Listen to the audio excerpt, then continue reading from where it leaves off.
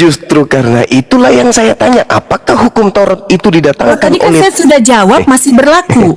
Bang Mana Jumat bilang dalilnya? tidak. Mana Sekarang dalilnya? mana dalilnya? Tadi Mana saya dalil? sampaikan dalilnya, tapi Bang Jumat tidak Matius 28 sepakat itu- dengan dalil itu. Makanya sekarang saya bertanya Matius sama Bang Jumat. 28 itu Menurut bukan Bang Jumat, apakah masih berlaku? Karena Tidak kan Bang ada Jumat menolak hukum argumen Taurat. saya. Ibu, jangan gila permanen dong, Bu. Nggak, saya Jangan nggak gila gila, permanen jangan dong. framing Bang Jumat. Saya nggak ada framing Bang Jumat loh dari Saya mengatakan Anda gila. Kenapa? Karena tidak ada hukum Taurat untuk orang di luar Yahudi. Mana Kalau tidak dalilnya? ada kan bukan berarti saya gila. Karena kalau gila itu kan Gila dong. identifikasinya Itu harus gila dengan namanya. dokter jiwa. Itu gila namanya. Tidak, Karena ada parameter kegilaan. Anda bisa di ada. terkena Ketika loh. hukum Taurat Langsung itu loh. hanya untuk orang Israel, Tidak bisa tapi Anda memframing kemudian- orang gila ketika Loh, Anda tidak Anda memiliki gila, Anda gila, kejiwaan, pokoknya Anda gila, Anda kejiwaan. gila. Anda kejiwaan, kena penyakit jiwa Anda itu. Yesus adalah Nabi Isa atau tidak, sama atau tidak. Kemarin itu sudah di Komal yang kemarin itu saya dengan Bang Tahta. Udah ini ya langsung aja Bu. Kenapa Nanti dulu, Bang. Anda mengatakan juru selamat kok tidak selamat? Itu aja Bu, silakan. Oke. Juru selamat kenapa tidak selamat? Itu kan statement Anda, premis Anda. Ya buktinya kok teman premix. Buktinya dia mati di tiang salib eksekusi Bu. Ya, karena kematiannya itu sudah dinubuatkan dan itulah jalan satu-satunya. Siapa yang menubuatkan dia mati Bu? Kenapa, Bang? Siapa yang menubuatkan? Sebenarnya gini Bang Handi, saya masuk ke room Komal ini sebenarnya saya tektokannya lebih senangnya dengan Bang Tahta ataupun teman-teman yang lain, tapi saya masih mau meladeni Abang Handi sebenarnya karena saya sebenarnya udah kehabisan energi kalau Abang mau dengan Iya karena saya. Ibu cuman Jangan di sini deh kayaknya. Ustaz Tatu tuh Abang bisa terlalu masuk baik ke Bu. live saya di tempat Komal yang lain. Enggak Ibu lagi tadi setiap Ibu ngomong itu tidak berdata, hanya halu gitu loh. Kan tadi saya udah bilang nggak ada halu, saya udah bilang. Nah, kalau begitu kalau nggak halus siapa yang menubuatkan Yesus mati terkutuk di tiang salib? Siapa yang menubuatkan? Pak Datuk, saya sih nggak di level ini diskusi. Tunggu dia selesai. Silakan sih. Diam dulu jangan kau yang ngatur. Enggak, kalau Bang Handi mau tanya hal sepele mungkin dengan nanti Enggak, itu saya tadi sendiri yang ngomong Bu. Bantu asisten Dia saya itu aja, mati. jadi, Mas. Ibu sendiri yang ngomong Saya tadi nggak dia menjawab mati pertanyaan karena pertanyaan dinubuatkan. Mestinya kalau berbicara berdasarkan data. Siapa yang menubuatkan dia mati tersalib itu loh. Pakai data itu loh kalau ngomong. Nah, kalau Ibu menyerah saya kasih sebenarnya data. saya nggak mau jawab Nah, saya kasih data Ibu diam. Tidak ada yang menubuatkan, yang menghendaki ya orang mati tersalib itu adalah iblis. Iblislah yang merasuki orang Yahudi, iblislah yang merasuki Yudas, iblislah yang merasuki tentara Romawi sehingga ingin membunuh anaknya Maria. Baik, Itu di mana nubuatan datanya? iblis. Di mana datanya?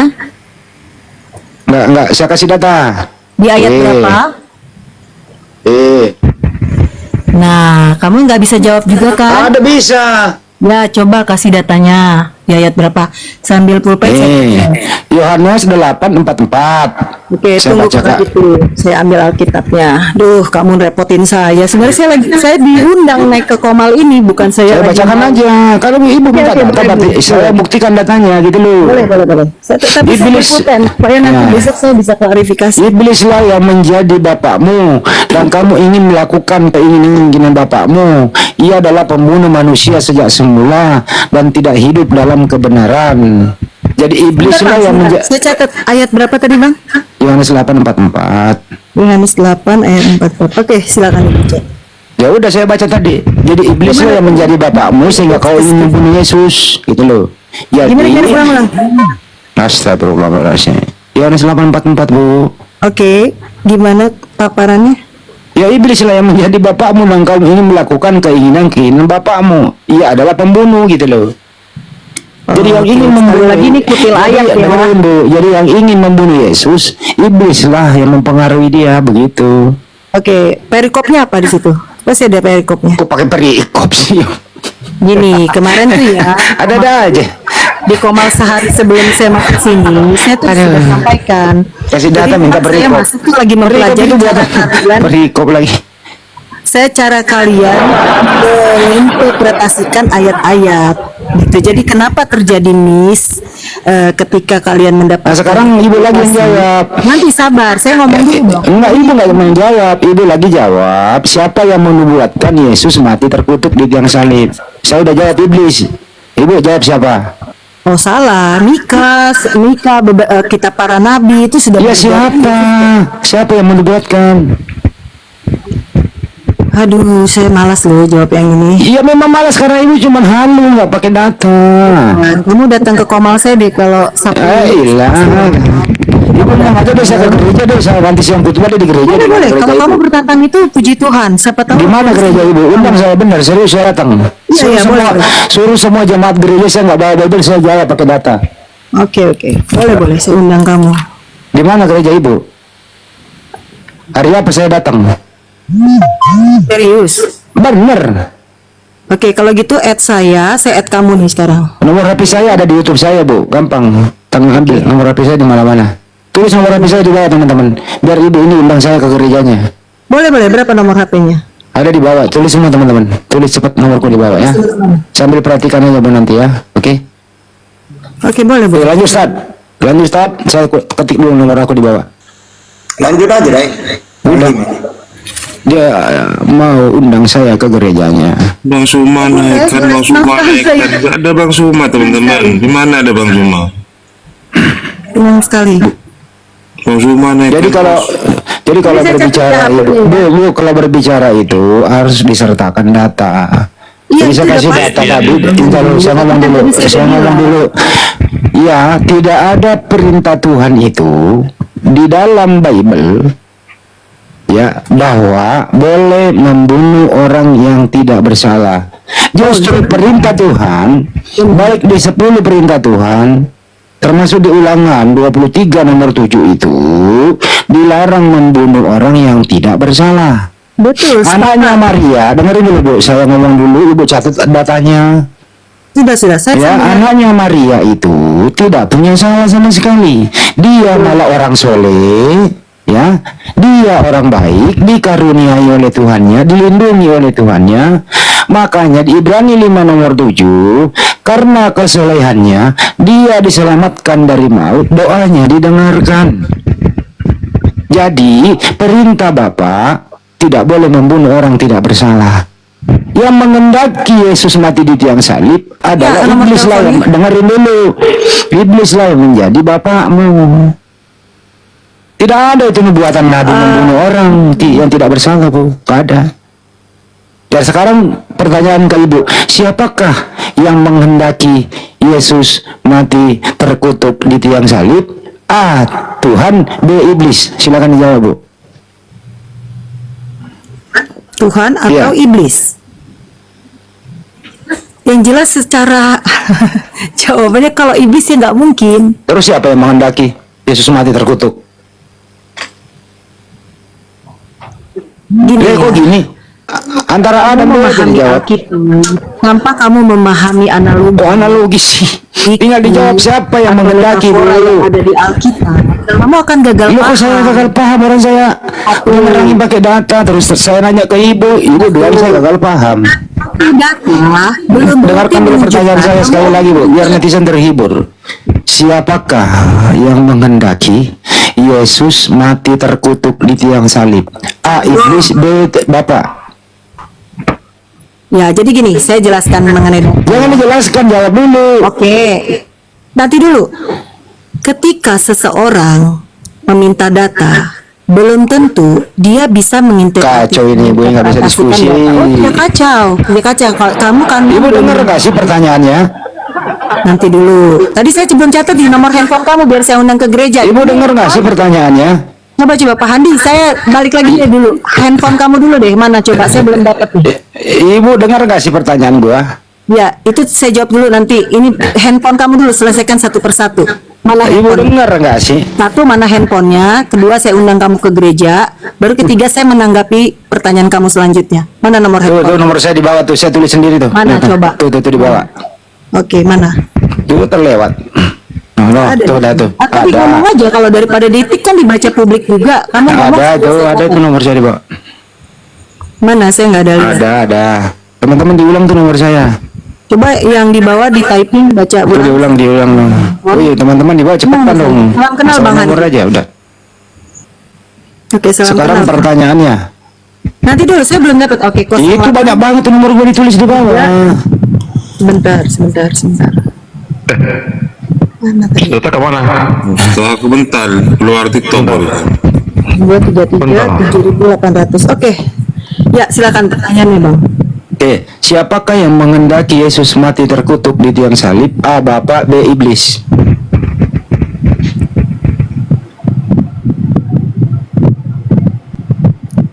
Saya Aku diam ya. agak terganggu dengan terkutuknya. Galatia 3, Galatia 3 taruh dulu. Galatia 3 nomor 13, Bu. Bu, baca Galatia 3 nomor 13. Ibu nggak ada Bible, saya bacain ya. Ya, oke. Oke. Kristus telah menebus Kristen dari kutuk hukum Taurat dengan menjadi kutuk karena kita. Sebab ada tertulis, terkutuklah orang yang digantung di atas salib. Nah, oke ya, saya jawab ya. Jangan jawab, saya belum nanya. Ya, sudah.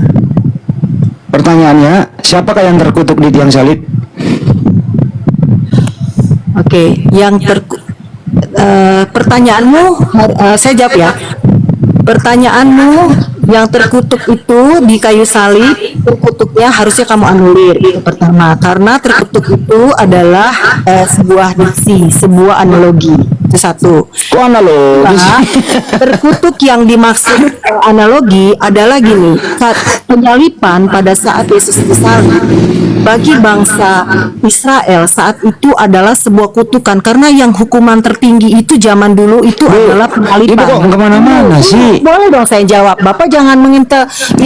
Nah, ibu kemana-mana gitu loh. Jangan. Kan Bapak bukan kitab Bapak. Kenapa Ibu Bapak coba baca dulu, Bu. Saya baca lagi sekali lagi ya. Saya baca nih. Saya baca nih. Saya baca ulang ya. Saya baca nih.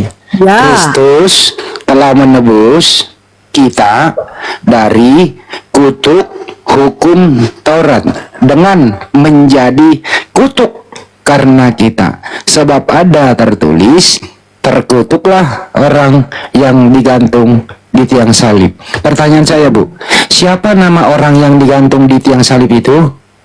A. Yesus, B. Datuk. Yesus Kristus. Nggak Yesus mungkin Kristus. Datuk. Baik, pinter. Balik dia. Apa tujuan dia di tiang salib? Untuk apa? Tujuan dia di tiang salib adalah menebus dosa natur manusia yang sudah Salah. Adam dan Menebus Hawa kutuk lagi. hukum Taurat, Kenapa jadi Bu. salah? Kan itu kan kitab saya. Menebus kutuk hukum Taurat tertulis di Kitab situ. saya. Oh, kamu.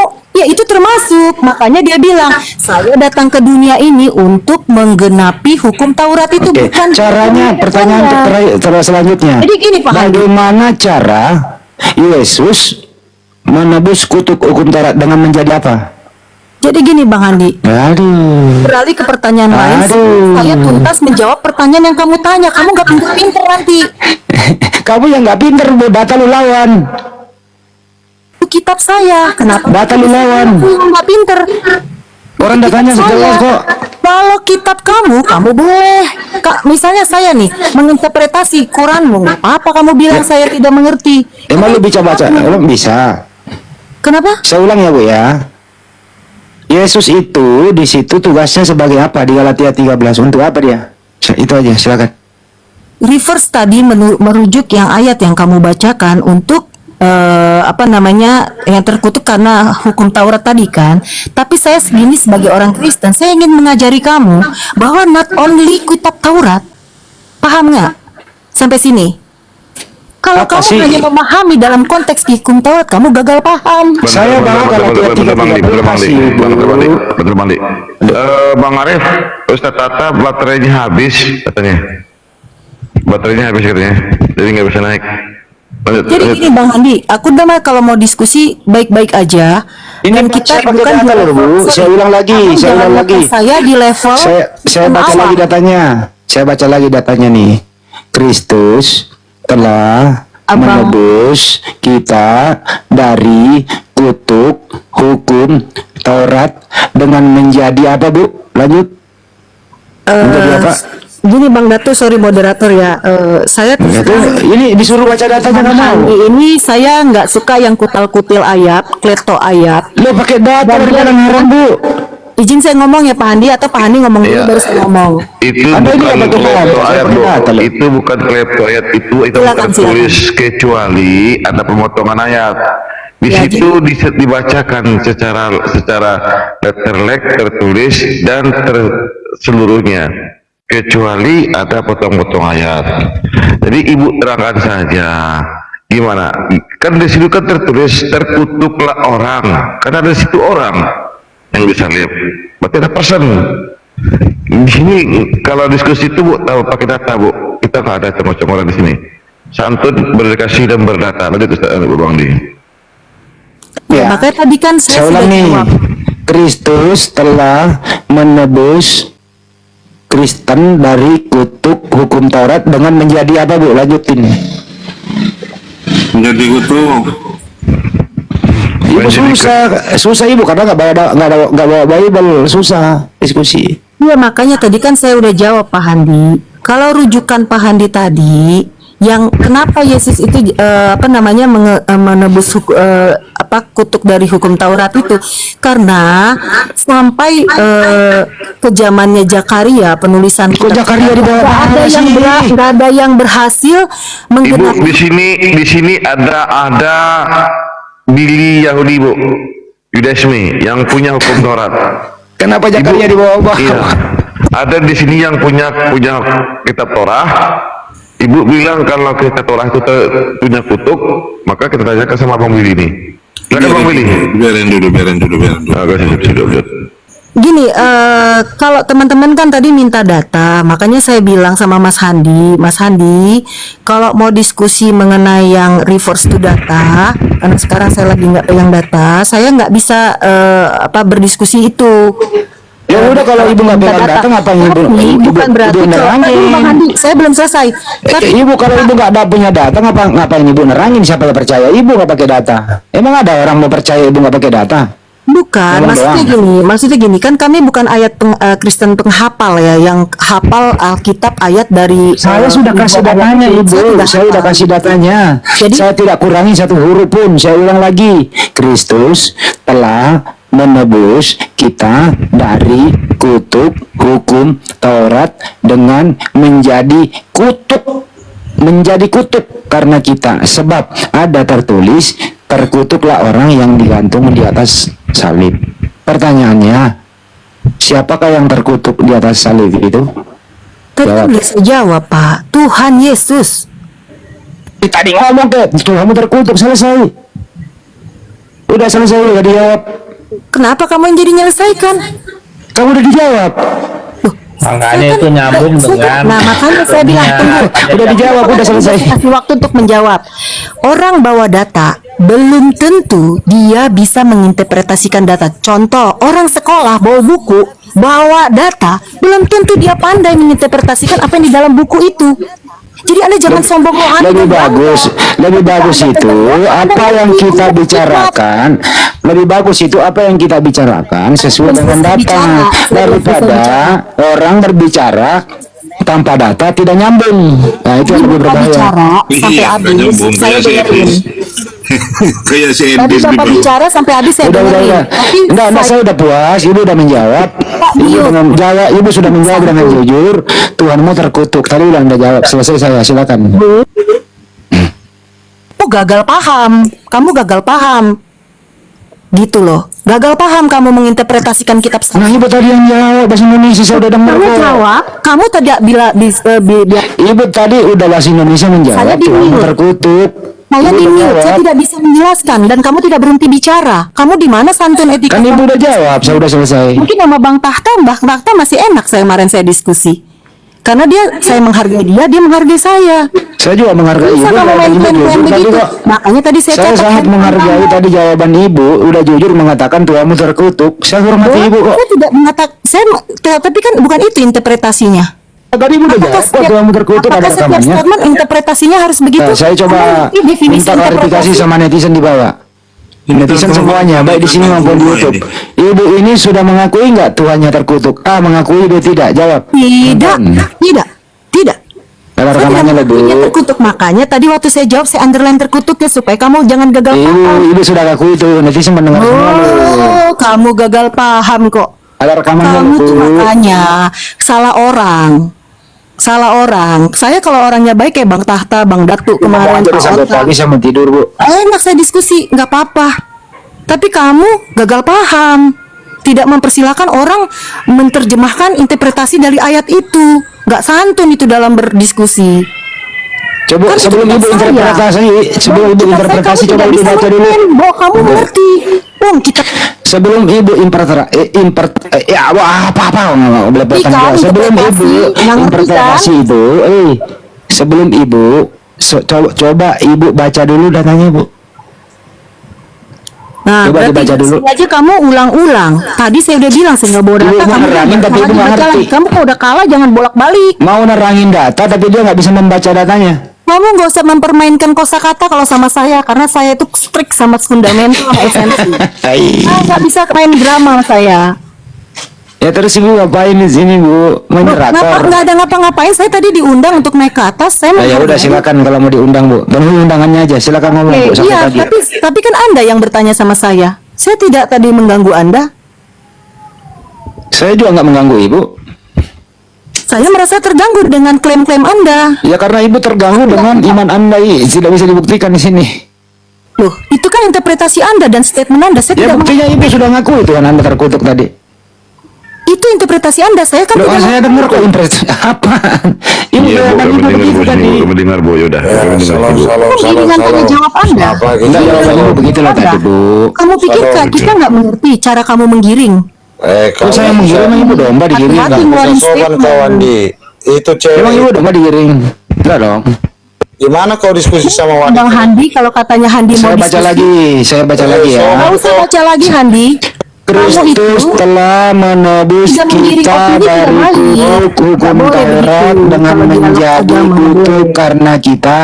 Sebab ada tertulis, terkutuklah orang yang digantung di tiang salib. Siapakah orang yang terkutuk digantung di tiang salib, Bu? Jawab. Pak, pertanyaanmu aja udah salah. Itu tidak Pertanyaan salah, dijawab. berdasarkan data kok saya tanya. Pertanyaanmu Kacau. itu udah salah. Saya bantu Bang Andi, Jadi Biar izin lagi. saya kayaknya Kisah saya nggak para mau Rasul diskusi sama 236. Pak Handi. Ibu punya baca di kisah para Rasul 236. Gini Kalau Pak Datuk, Islam, gini, Pak teman-teman, Datuk. jangan Saya minta terima naik. tantangan Pak Handi untuk diskusi, tapi tidak malam ini. Silakan panggil saya di Bisa Komal. 236 saya hafal itu kalau disuruh baca saya hafal. Silakan Pak Handi, akun saya terbuka, jadi saya sering live. Bapak bisa diskusi sama saya, tapi saya tidak mau. Apa, Datuk? Kisah dua Saya bukan berapa? cari musuh. Kisah Saya dua, bukan kisah tipe para cari Rasul musuh 236. untuk Jadi seluruh kaum Israel harus tahu dengan pasti bahwa Theos telah membuat Yesus yang kau salibkan itu menjadi Tuhan dan Kristus. Tuh, hafal gua. Ini moderator, saya skip untuk diskusi. Jadi, Benar nggak tuh? Coba dikoreksi Saya datanya. tidak mau Dikoreksi datanya yang punya Google. Benar nggak? Betul. Ah tuh. Hafal gua, Bu. Itu yang disalibkan, Bu. Berarti yang disalibkan itu terkutuk, Bu. saya nggak suka diskusi dengan yang kayak gitu karena saya nggak mau bermusuhan sama Kita bawa data di sini, Bu. Ibu jangan ngeyel-ngeyel, jangan kekenuan. Kita bawa data di sini bahwa yang terkutuk itu sesuai dengan kisah para Rasul 236 tertulisnya demikian. Diakui tidak ya Ibu akui tertulisnya demikian. nggak ada masalah terkutuk apa namanya Nah. kalian mengeluarkan statement itu kan tadi saya udah jelaskan. Kita kan membacakan dalil, Bu. Iya, Kristus telah menebus Jangan dipotong. kita dari hukum Taurat dengan cara menjadi kutuk, sebab ada tertulis terkutuklah orang yang tergantung di kayu salib. Siapa yang tergantung di kayu salib? Nah, Itu kita baca pertanyaan bagus kisah itu. para Rasul 236. Nah, Itu pertanyaan data, bagus. Ibu. Aduh, Betul. teman-teman Nah, yang di kalau Pak bawah, yang Datuk Islam bertanya jangan minta begitu. naik, teman-teman. HP berat, teman-teman. Saya bisukan nanti ya, ya. Nah, Itu kalau Pak data, Datuk Ibu, bertanya data. seperti itu, pertanyaannya baik Ada Pak Datuk. rumah di bawah. Kita tunggu aja. Waduh, udah ya, jangan minta naik. Saudara Muslim jangan minta naik. Cukup, lanjut. Ini dimatiin mau naik lagi. Saya ngomong, teman Muslim di bawah jangan request ya. Oke, lanjut. Ya. Ya, Jadi jadi- Ibu sesuai dengan data Aku Ibu jawab Pak yang Datuk, tertulis ya. Ibu, izin Ibu ya. Ya, ya. Sesuai Baik, dengan aku jawab. data yang tertulis, kita tidak menafsirkan, tidak menginterpretasikan. Kita baca yang tertulis. Kisah para Rasul 22 ayat 36. Di situ dikatakan bahwa yang mati tersalib itu adalah Yesus.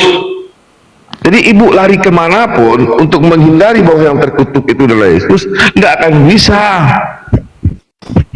Baik, saya jawab ya Pak. Oke, jangan dipotong ya sebelum saya persilakan mic-nya Iya. kepada Bapak. Oke, baik. Tadi saya senang dengan pertanyaan Pak Datuk. Jadi itu fair cara bertanyanya. Siapa yang mati di kayu salib itu adalah jawabannya Yesus. Kenapa dituliskan di nats itu terkutuk? Karena di zaman Yesus waktu di kayu salib itu, orang yang mati di kayu salib itu memang adalah orang yang paling terkutuk, sehingga Nah, ya udah clear, jelas, udah Bentar clear. dulu. Saat pengadilan Clear Bang Liang. nanti dulu kan saya bilang saya belum serahkan mic. Ya, silakan. Jadi ketika di kayu salib saat itu di daerah Yesus ditangkap, yang mati di kayu salib itu adalah yang paling hina, yang paling hina. Oleh sebab itulah dasar mereka mengatakan itu terkutuk.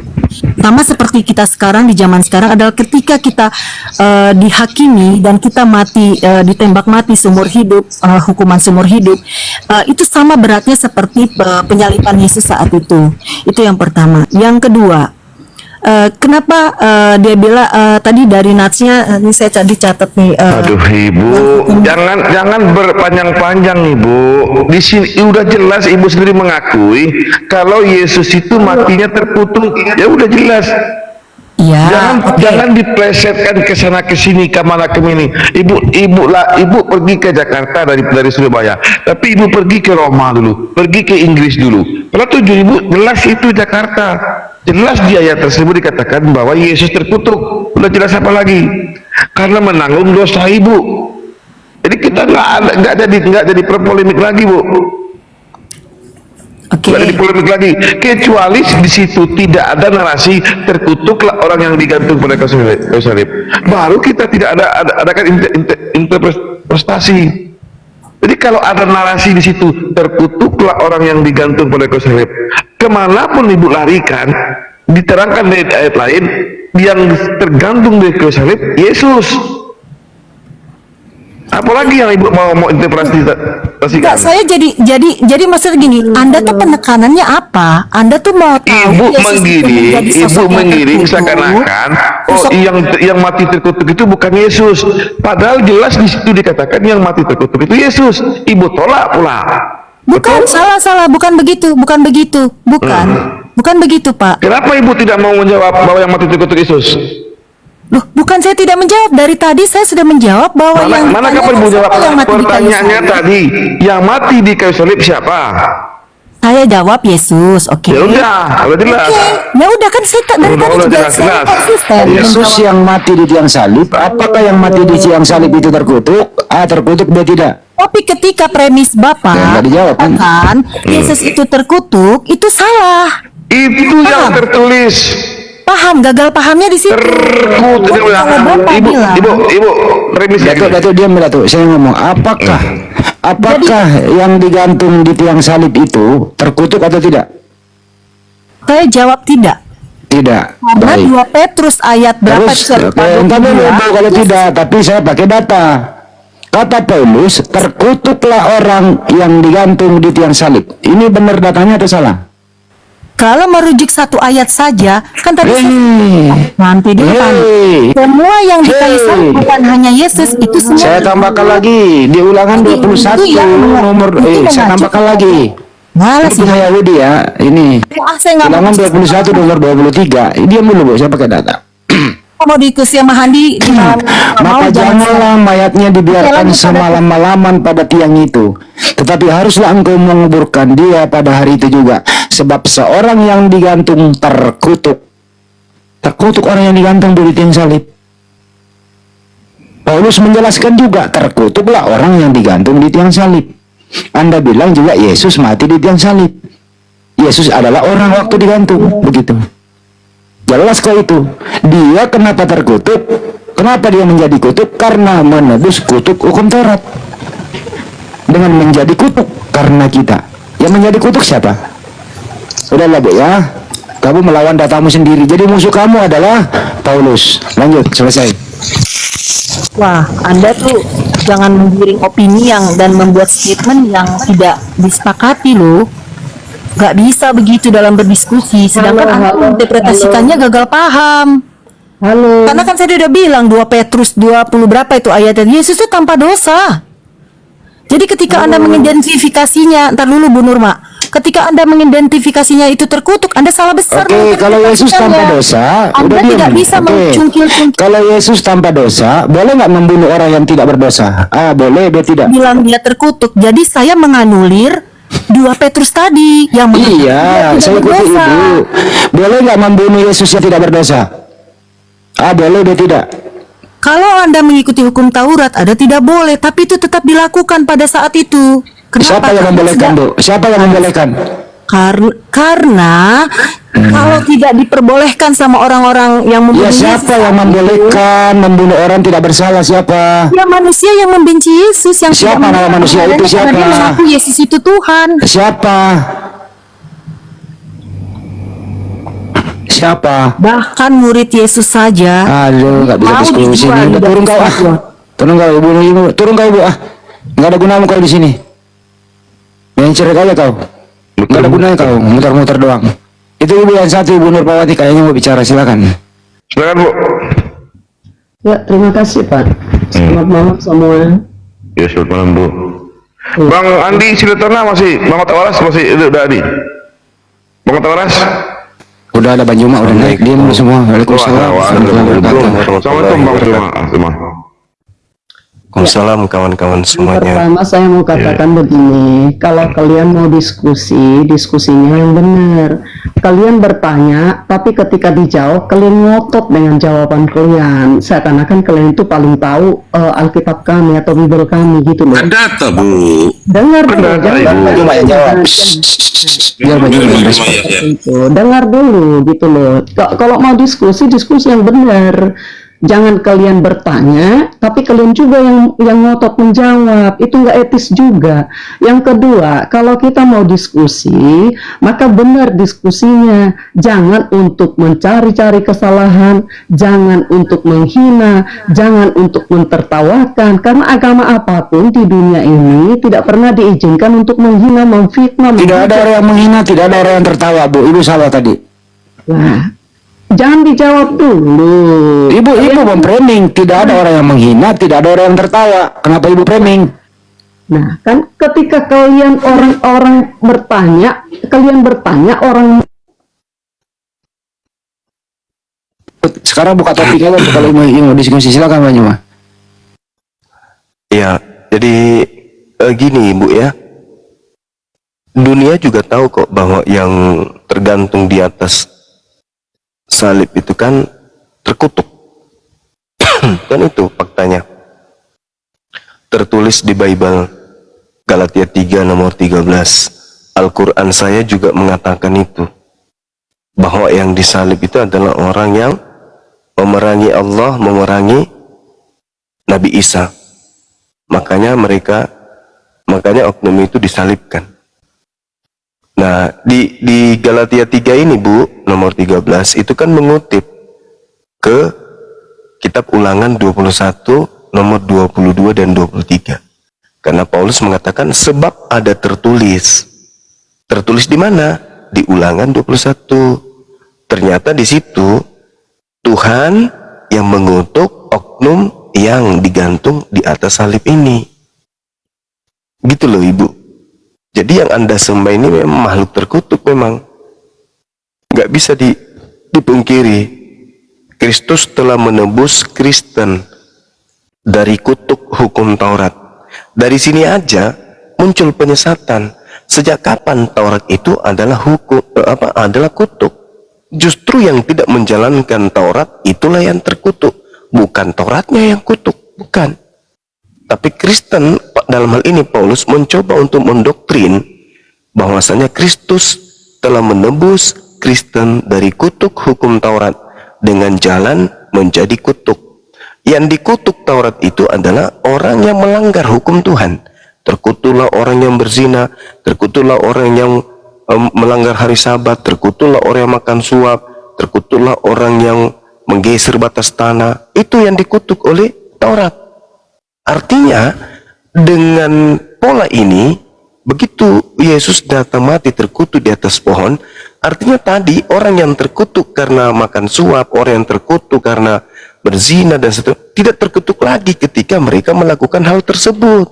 Karena Paulus sudah menebusnya, Yesus sudah menebusnya. Dengan jalan apa? Dengan jalan kutuk. Dengan jalan kutuk Yesus itu.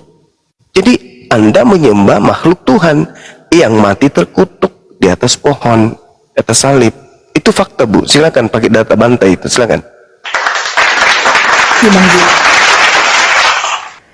Jadi gini, sebenarnya kami tidak ada terganggu dengan kata-kata terkutuk itu, tapi ketika statement kata terkutuk itu menginterpretasikan atau memframingkan bahwa Yesus itu orang yang terkutuk, itu yang tidak kami izinkan. Karena jika kami izinkan, maka kami akan menganulir 1 Petrus ayat 22 yang mengatakan ia tidak berdosa dan tipu tidak ada dalam mulutnya. Oleh sebab itu, dalam Matius, ketika dia disalibkan, ada penyesalan dari Mahkamah Agung, yang dimana ini orang Yesus ini tidak berdosa, kenapa kalian salib?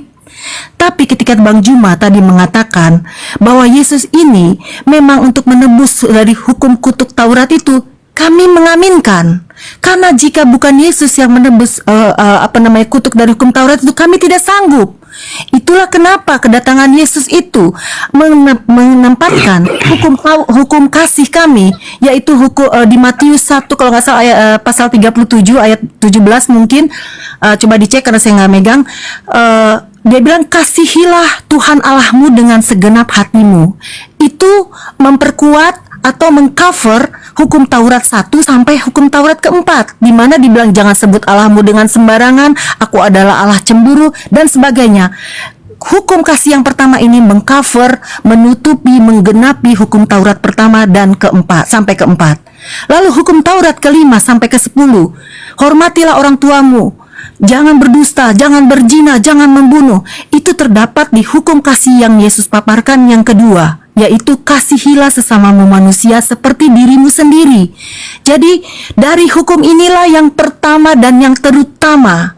Nah, dengan datangnya Yesus membawa hukum kasih ini, itulah sebabnya tadi saya tidak suka berdebat, karena saya ingin menerapkan hukum kasih itu kepada teman-teman semuanya. Demikian. Oke, baik. Ibu, saya ingin tahu dulu cakupan pengetahuan Ibu terkait hukum Taurat. Hukum Taurat ini sebenarnya Tuhan sampaikan kepada Nabi Musa, itu berlaku untuk siapa rupanya hukum Taurat ini? Untuk Kristen atau untuk Yahudi saja? Baik, hukum Taurat konteksnya saat diturunkan kepada Musa itu berlaku kepada orang Israel, ya, yang diturunkan kepada Musa. Dan pada saat diturunkan itu Musa sempat memecahkan 2 batu loh itu, ya, karena menurut Musa bangsa Israel itu sangat berdosa saat itu. Apalagi ketika mengacu pada hukum Taurat yang membuat janganlah membuatmu bagimu patung berhala. Tapi pada realitanya Musa mendapati mereka membuat patung-patung emas. Ya, maksud saya gini, Bu. Jadi artinya, ya silakan Bang Nyumbah. Apakah hukum Taurat ini berlaku untuk Kristen? Pada saat kemudian hukum Taurat itu didatangkan kepada Nabi Musa dan kaumnya, kan Romawi dalam hal ini juga hadir. Mereka hidup berdampingan tuh. Nah, apakah hukum Taurat ini berlaku untuk orang Roma yang mendirikan nantinya Katolik? Apakah berlaku hukum Taurat ini untuk orang Roma atau hanya untuk orang Yahudi saja? Ya, oke. Tadi saya belum sepenuhnya menjelaskan. Jadi izin saya menjelaskan. Setelah mic-nya saya serahkan ke Bang Juma, baru di tektok ke saya lagi ya Bang ya. Izin ya. Jadi saat itu hukum diberikan ke bangsa Israel, ya, yang khusus memang privilege dari Tuhan Allah. Nah, sampai berjalannya hukum ini, manusia masih tetap berdosa, sehingga para nabi pun berdosa. Seperti kita ketahui bahwa Daud pun melakukan dosa, bagaimanapun dia hubungannya dekat dengan Allah, tetap melakukan dosa, termasuk dosa zina. Ya, tapi saya tidak membahas dalam konteks itu. Pertanyaan Bang Juma tadi, apakah ini termasuk buat orang Roma atau buat orang lain? Jawaban saya adalah sampai kedatangan Yesus Kristus, itu masih buat bangsa Israel yang percaya hukum Taurat. Tapi ketika Yesus datang, hukum Taurat itu bukan untuk dihapus. Jadi kalau pertanyaannya apakah buat orang Roma, buat orang Indonesia pun hukum Taurat masih berlaku sampai hari ini. Coba Itu kasih artinya- dalil, Bu. Di sini kehancuran Kristen itu di situ bermula. Ketika hukum Tuhan datang untuk Bani Israel, orang Kristen nyamar-nyamar sebagai orang Yahudi, sehingga hukum Taurat itu seakan-akan berlaku untuk orang Kristen. Saya minta dalil. Tolong kasih dalil. Kalau Ya. hukum Taurat yang datang kepada Nabi Musa itu juga berlaku kepada orang di luar Yahudi. Silakan. Oke. Kenapa hukum Taurat itu masih berlaku untuk kami juga orang Indonesia sampai saat ini? Matius 28 ayat 19. Jadikanlah semua bangsa muridku, baptislah dalam nama nggak Bapa. ada hubungannya, Bu. Nanti saya jelaskan. Inilah yang saya katakan Artinya- bahwa kehancuran Kristen itu di situ.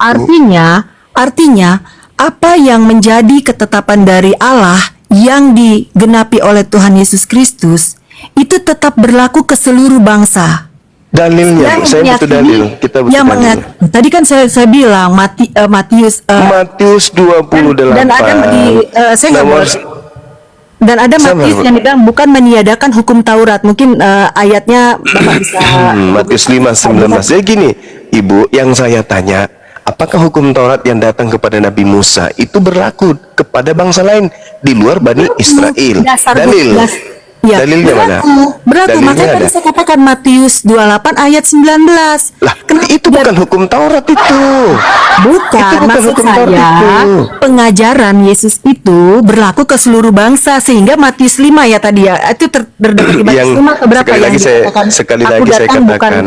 aku ingin menggenaki hukum Taurat. Sekali lagi yang saya tanya mengenai hukum Taurat, bukan mengenai kekristenan, pergilah ke seluruh dunia jadikanlah orang jadi Kristen. Bukan Bang Bukan itu. Juma. Bang Juma jangan gagal paham ketika menginterpretasi. Ibu yang gagal paham. Begini. Hukum Taurat itu kan hanya untuk Bani Israel. Anda membatalkan hukum Tuhan itu untuk Bani Israel seakan-akan hukum itu untuk orang Kristen juga. Mana dalilnya?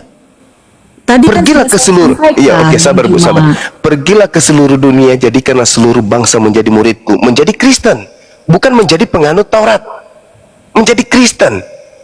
Yang saya tanya, apakah hukum Taurat ini hanya untuk Bani Israel? Yes, dalilnya lengkap kalau itu hanya untuk Bani Israel. Nah sekarang kalau untuk orang luar Yahudi, mana dalilnya? Sekarang saya tanya sama Bang Juma. Apakah Silakan. sampai sekarang kita masih boleh membunuh? Tak ada hubungannya dengan hukum Taurat itu, Bu. Nah, saya tanya dulu, bolehkah kita membunuh? Tidak boleh, tidak boleh. Ada di hukum boleh. Taurat itu? Ada? Oke. Bolehkah kita berzina dalam hukum Tidak boleh. kekristenan? Tidak boleh. Tidak boleh. Bolehkah bersaksi dusta?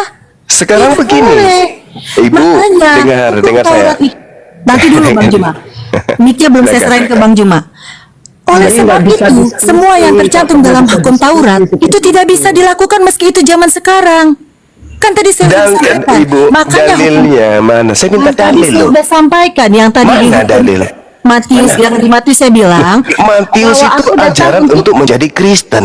Ajaran untuk menjadi Kristen. Yang saya tanya hukum Taurat. itu pertama, keduanya dia bilang aku datang bukan meniadakan hukum Taurat. Yes, itu Yesus. Yang saya tanya Kristen. Ya Yesus kan? itu orang Yahudi. Ibu, Yesus itu orang Yahudi, Bu. Yang saya tanya ini Kristen.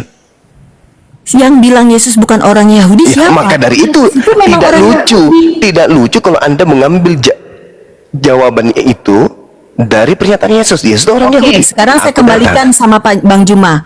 silakan. Apakah tidak berlaku lagi hukum Taurat itu bagi umat Kristen di modern ini? Justru karena itulah yang saya tanya, apakah hukum Taurat itu didatangkan Tadi kan oleh saya sudah jawab masih berlaku. Bang Mana Juma bilang dalilnya? tidak. Mana Sekarang dalilnya? mana dalilnya? Tadi Mana saya dalil? sampaikan dalilnya, tapi Bang Juma tidak Matius 28 sepakat itu- dengan dalil itu. Makanya sekarang saya bertanya Matius sama Bang Juma. 28 itu Menurut bukan Bang Juma, untuk- apakah masih berlaku?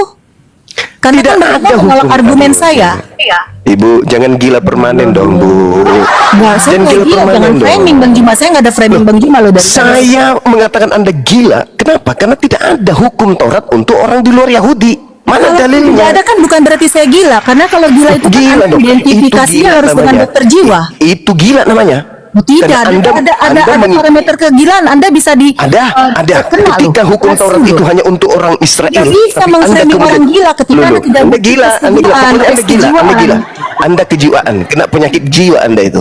Nggak boleh Bang Juma. Saudara, sekarang begini, Nggak boleh Anda sebagai orang gila. dengar dulu, Ibu, dengar, dengarkan saya. Jangan Bang Juma udah terjadi. Mic belum saya serahkan ke Anda loh. Mic belum saya serahkan ke Anda. Mic-nya belum saya serahkan ke Anda. Baik. Diam dulu. Mic belum saya serahkan. Nah, Bu, Bapak Bu, dari dengar. tadi bertanya tapi menjawab sendiri. Dengarkan saya, jangan gila permanen. Saudara-saudara Kristen jangan gila permanen ya. Kalian adalah tokoh-tokoh agama di Kristen. Tolong pakai akal kalian. Mazmur 147 nomor 19 nomor 20. Apa firman Tuhan di sana? Hukum-hukumku hanya berlaku kepada Bani Israel. Aturan-aturanku yang datang kepada Yakub hanya untuk Israel. Aku Tuhan tidak memberlakukan hal tersebut kepada bangsa lain. Dalil itu. Ulangan 33 nomor 4. Hukum Taurat hanya berlaku bagi Bani Yakub. Kalian Bani Yakub? Bukan. Yeremia 31 nomor 31 sampai nomor 33. Aku akan mengadakan perjanjian baru dengan Bani Israel dan Bani Yehuda. Bani Indonesia enggak. Jangan ngarang-ngarang cerita. Ya. Ketika Yesus mengatakan aku datang bukan untuk meniadakan tapi untuk menggenapi, itu untuk digenapi bagi Bani Israel, bukan untuk Kristen. Jadi pakai logika. Kenapa saya katakan ibu gila? Karena Anda mengada-adakan satu keadaan yang tidak ada. Oke? Pahami itu. Matius 28 nomor 19. Jadikanlah seluruh bangsa menjadi pengikutku. Pengikut makhluk yang keluar dari kubur, bukan pengikut Yesus yang adalah anak Maria. Itu beda.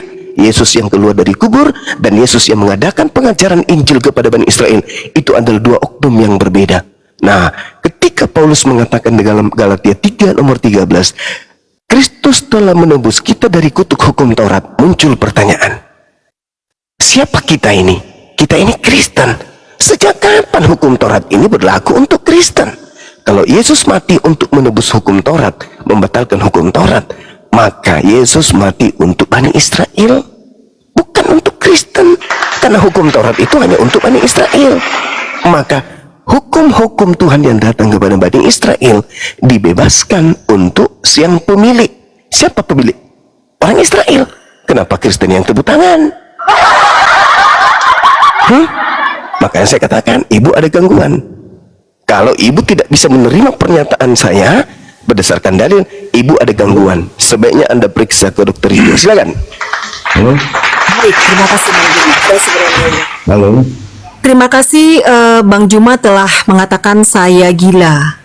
Tapi terus terang secara saintis Bang Juma tidak bisa menetapkan seseorang gila ketika dokter jiwa tidak menetapkan orang itu gila.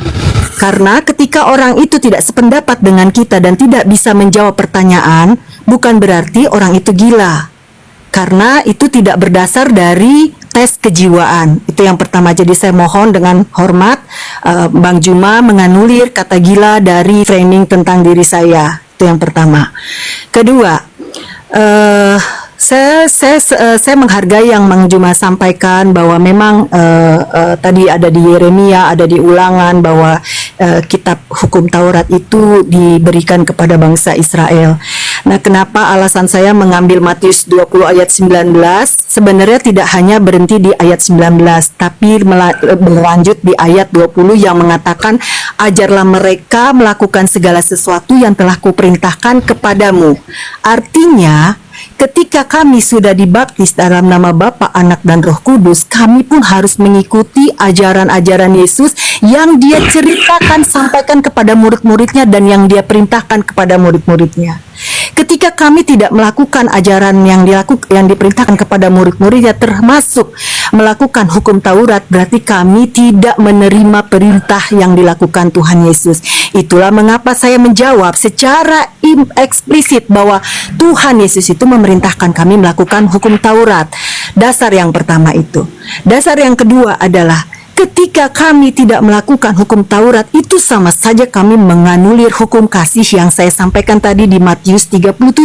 Kasihilah Tuhan Allahmu dengan segenap hatimu, yang mengcover hukum Taurat pertama sampai hukum Taurat keempat.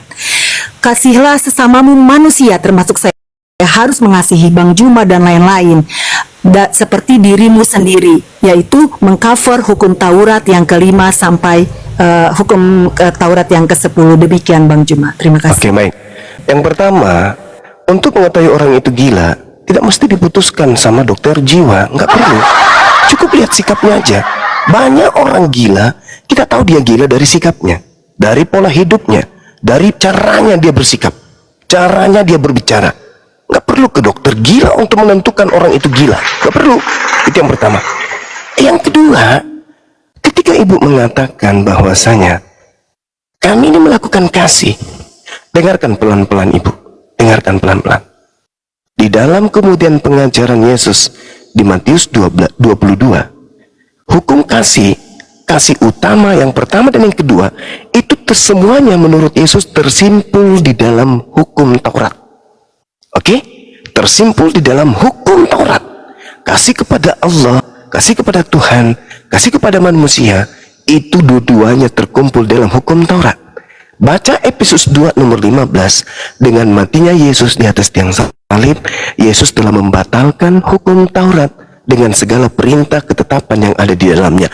Dengan kata lain, Yesus telah membatalkan ajaran kasih itu dengan dia mati, menurut Paulus pendiri Kristen.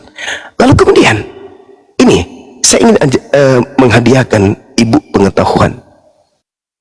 Lukas 16 nomor 16, hukum Taurat dan kitab para nabi berlaku sampai pada zaman Yohanes. Oke, setelah Yohanes nggak berlaku lagi, apalagi di luar Yahudi. Ini yang saya minta dari tadi. Mana dalilnya hukum Taurat itu untuk Kristen? Tidak ada. Berarti ketika Yesus mati di atas salib untuk nebus kutuk Taurat, berarti Yesus mati untuk yang empunya hukum, yaitu Bani Israel. Seibarat Indonesia punya undang-undang KUHP dibubarkan, maka Indonesia rakyatnya yang dibebaskan dari undang-undang tersebut, bukan orang Cina, bukan orang Belanda, bukan orang Jepang. Hore, kita merdeka. Kenapa? Hukum KUHP Indonesia sudah dihapuskan. Loh, kamu kan orang Jepang, nggak terikat dengan hukum itu. Inilah yang terjadi dengan Kristen. Hukumnya Bani Israel dibatalin di atas tak salib, Kristen yang tepuk tangan. Atau ada sesuatu yang sengaja dibuat di sana, diada-adakan untuk menipu dunia, seakan-akan Kristen ini berasal dari ajaran para nabi. Kemudian yang terakhir ibu, yang terakhir, ketika ibu mengatakan, lihat Matius 28 nomor 20, ajarlah mereka melakukan segala sesuatu yang kuperintahkan kepadamu. Ibu, Kristen dibentuk tidak ada perintah untuk menyembah Yesus. Kristen dibentuk tidak ada perintah untuk ibadah minggu. Kristen dibentuk tidak ada perintah untuk kemudian makan babi, membatalkan hukum Taurat, menyembah selain daripada Elohim. Dan tidak ada perintah dibentuk oleh Yesus untuk menjadikan orang-orang menjadi Kristen. Itu dulu. Yesus tidak pernah mengajarkan, ajarilah manusia ada ilah lain. Keluaran 20 nomor 3, jangan ada ilah lain di hadapanku. Kristen punya ilah baru dari bentukan manusia dan dari bentukan burung merpati. Itu saja sudah dilanggar oleh orang Kristen, tapi mulutnya selalu berkata, kami ini adalah pelaku Torah. Pelaku Torah apaan? Yang kamu sembah anak orang, yang kamu sembah makhluk aneh yang keluar dari kubur. Adakah kemudian ajaran kemudian Yahudi dalam Taurat seperti itu? Tak ada. Adakah Tuhan yang dibentuk kemudian jadi manusia, jadi burung? Nggak ada. Kenapa kalian membentuk Tuhan? Sedangkan perintahnya jangan ada Tuhan lain di hadapanku. Kalian membentuk Tuhan dari bentukan daging, namanya Yesus. Yang kemudian ada juga yang berupa cahaya yang datang kepada Paulus, namanya juga Yesus. Itu Tuhan-Tuhanan baru buatan kalian. Itu bukan Tuhannya Yahudi. Ya, jadi seperti itu Bu, sekali lagi saya katakan bahwa hukum Taurat itu hanya untuk Bani Israel saja. Yesus berkata kepada pengikutnya Bani Israel, waspadalah kepada serigala yang datang kepada kalian, nyamar-nyamar seperti Bani Israel, pada sesungguhnya mereka adalah serigala buas. Itulah Kristen. Silakan. Baik, terima kasih Bang Jimmy.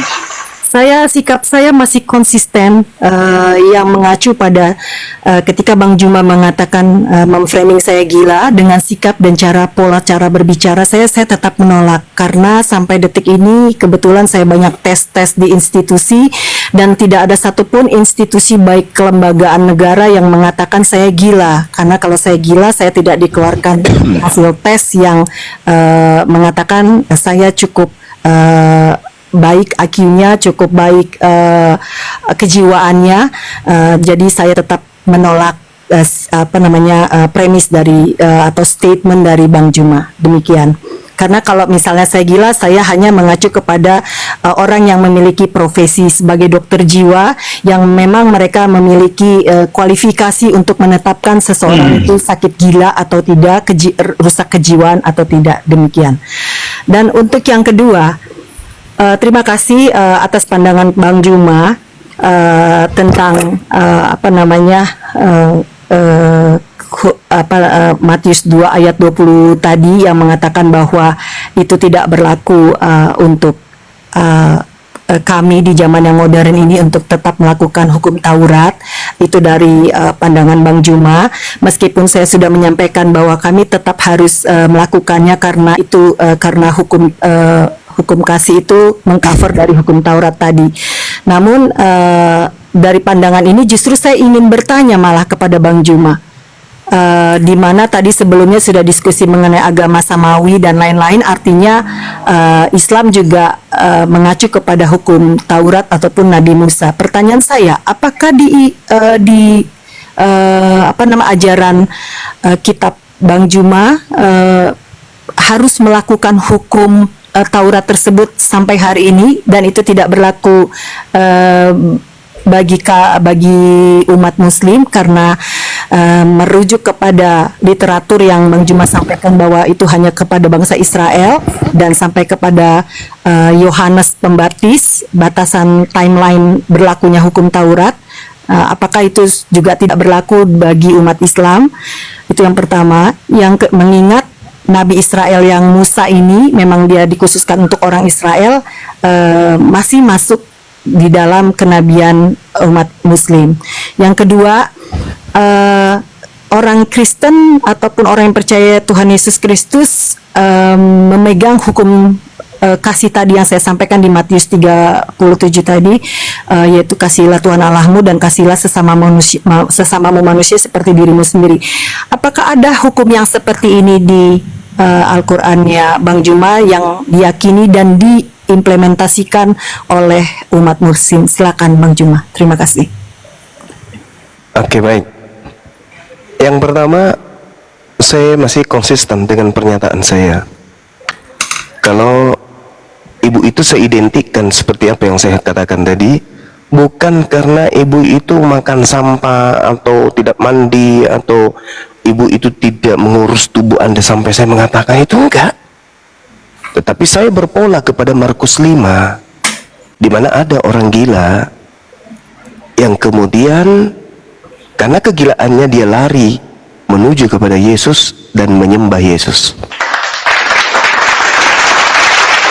Dan setelah kemudian dia tidak gila lagi, setelah dia waras, dia berhenti menyembah Yesus. Itu maksud saya, Ibu, ya. Baca Markus 5 dari nomor 1 sampai nomor 20. Mudah-mudahan ibu bisa paham apa maksud saya mengatakan ibu itu gila. Karena Yesus itu jelas manusia, Yesus itu jelas adalah anak Maria, tapi dianggap Tuhan. Habis itu ibu mengatakan ibu tidak melanggar hukum Taurat. Kami masih melakukan hukum Taurat, tapi ibu menyembah manusia. Itu kan bukan normal lagi, itu gangguan itu, Ibu. Nah, kemudian ketika ibu berbicara mengenai apakah dalam Islam itu ada pengajaran Taurat, masih menjalankan Taurat, Ibu, umat Islam itu orang waras, Bu.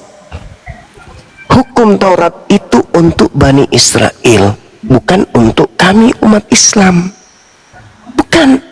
Al-Quran kami jelas menegaskan itu. Wa katabna lahu fil alwahi min kulli syai' mau'idatan wa tafsila li kulli syai' wa khuzha biquwwah wa mur qaumaka ya'khuzu bi ahsaniha saurikum daral fasiqin. Wahai Nabiku Musa, peganglah Taurat itu dan ajarlah kemudian kaummu untuk berpegang teguh kepada hukumku itu sebaik-baiknya.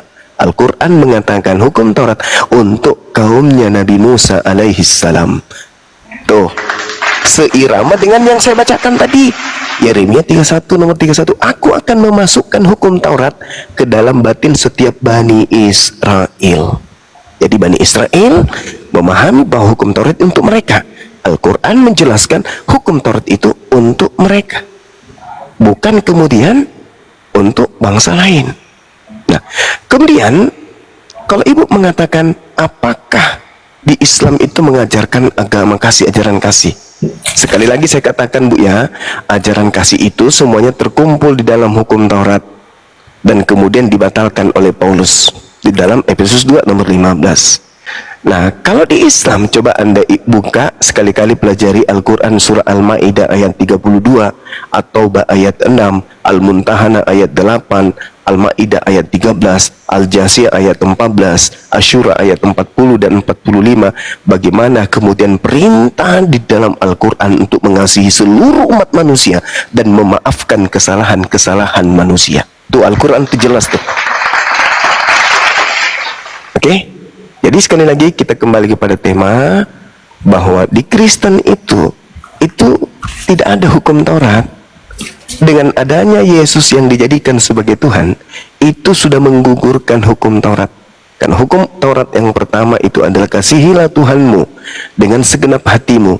Di dalam Ulangan 11 nomor 1, Yosua 22 nomor 5 dikatakan bahwasanya mengasihi Tuhan sama dengan setia menjalankan segala perintah, ketetapan, hukum-hukum yang didatangkan Tuhan melalui Nabi Musa alaihi salam. Itu baru disebut mengasihi Tuhan. Sedangkan Kristen tidak melakukan itu lagi. Kristen tidak melakukan itu. Kristen melakukan ajaran Paulus. Tidak ada lagi hukum Taurat di Kristen itu, karena memang hukum Taurat itu bukan untuk Kristen, itu untuk Bani Israel.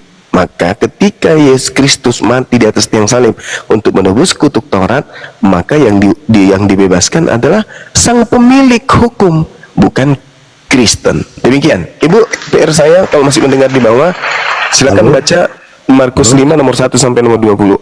Ya, jadi gila yang ku maksud bukan makan kutu, bukan makan sampah, bukan yang tidak mandi, yang tidak bisa gigi, bukan. Tapi gila yang ku maksud adalah yang menuhankan manusia. Itu yang aku bilang. Silakan. Ya, silakan. Silakan. Saya umat Kristen menanggapi pernyataan Jumat. Silakan, Bang. Yang berkhutbah tentang keimanan Kristen, berkhutbah tentang Alkitab. Padahal si Jumat tidak mengimani. Saya mau begini saja. Kalau kita bicara hukum Taurat soal salah satu perintah, jangan engkau membunuh. Ya. Di Matius pun ada larangan seperti itu. Taurat, jangan membunuh, jangan berzina, jangan bersaksi dusta. Matius 11 ayat 18. Membunuh akan dihukum. Itu ada kesinambungan larangan. Tetapi kalau saya dibunuh, Bang. Tunggu dulu, saya mau ngomong dulu. Oh iya. Sabar, Bang. Sabar. Larangan membunuh. Ya, jangan membunuh, jangan berzina, jangan mencuri, jangan mengucapkan saksi dusta. Di Matius 19 ayat 18 perkataan Yesus. Nah, itu ada 16 soal membunuh. Ya, terus. Tapi kalau saya masuk ke Al-Quran, Al-Baqarah 191, bunuhlah mereka. Ada perintah bunuh.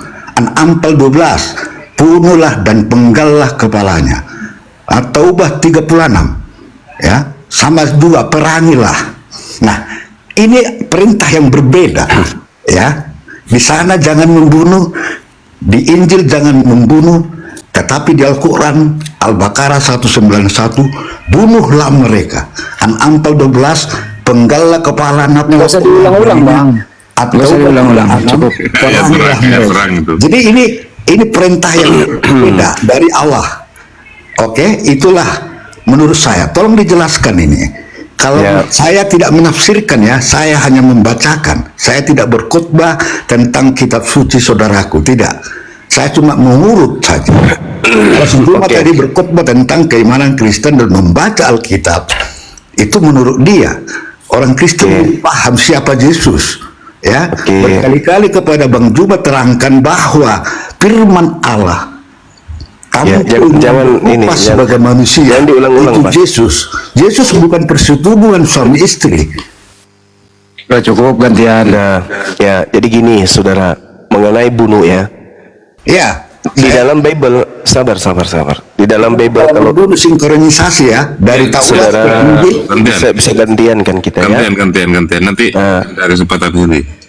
Di Al-Quran itu ada surat Ar-Rahman. Nama surah itu artinya kasih sayang. Di Bible tidak ada surat-surat kayak gitu, nggak ada. Kemudian, sabar Pak, gantian kita, sabar. Nanti Bapak colote lagi ya. Kalau kita mau mengukur perintah membunuh di Bible, kita gabungkan nih antara kitabnya Yahudi yang diambil oleh orang Kristen tanpa izin, lalu digabungkan dengan Perjanjian Baru, ya, digabungkan kitab ini dua, kitabnya Yahudi terjemahannya diambil digabungkan dengan kitabnya Kristen, digabung menjadi dua. Satu, kata bunuhlah dengan kasihilah itu sebanding antara 1 juta dengan 1. Perintah membunuh di dalam Bible itu 99%, perintah kasihi itu cuma 1%. Itu Pak Ando. Contoh nih 1 Samuel 15 nomor 3 misalnya. Bunuhlah semua laki-laki maupun perempuan, anak-anak maupun anak-anak yang menyusui, lembu maupun domba, onta maupun keledai. Bunuhlah semuanya, jangan kau biarkan satupun yang bernapas. Ya Pak ya, contoh tuh. Sedangkan data-data yang Anda bawa dari Quran itu adalah data-data saat perang. Itu dalam keadaan perang Pak. Itu bukan berbicara mengenai perintah membunuh dan seterusnya.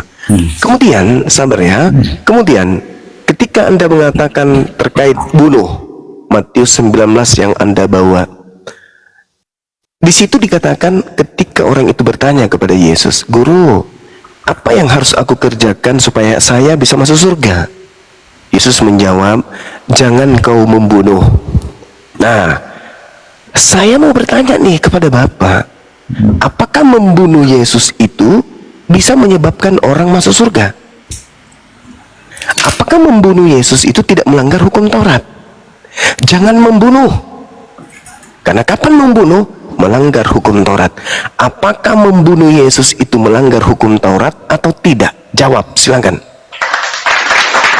Untuk saya berbicara tadi, karena tadi terjebak kepada hukum Taurat soal larangan membunuh yang disampaikan kepada Musa. Salah satu adalah jangan membunuh. Tadi Pak Juba menanyakan apakah itu ada di Injil. Saya sampaikan, jangan membunuh, jangan berzina, jangan berdusta. Matius 19 nomor 16 sampai 18. Ada langsung perkataan larangan membunuh. Lalu saya tarik Al-Baqarah, bunuhlah. Ini perintah siapa nih? Penggallah kepalanya, ya, Yakobah 3:6, perangilah. Ini perintah. Tadi kan saya sudah menjelaskan Bapak, itu adalah ayat perang. Sedangkan yang tertulis di dalam kitab yang Anda gunakan di dalam 1 Samuel 15 itu lagi tidak perang, tapi diperintahkan membunuh anak-anak, anak laki-laki, anak perempuan, ya, yang menyusui, bahkan anak bayi pun disuruh bunuh. Lembu, domba, onta, keledai disuruh bunuh, dan itu dalam keadaan tidak perang. Kenapa disuruh bunuh? Jadi nggak usah ambil itu, bukan itu poinnya. Sekarang pertanyaan saya, ketika Anda mencoba mengatakan dalam Matius 19 jangan membunuh, pertanyaan saya, apakah membunuh Yesus itu melanggar hukum Taurat? Coba jawab, silakan.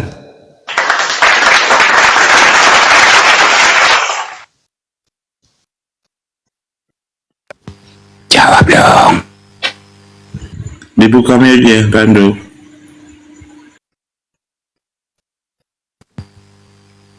Dijawab. Bang Kando, dibuka meja.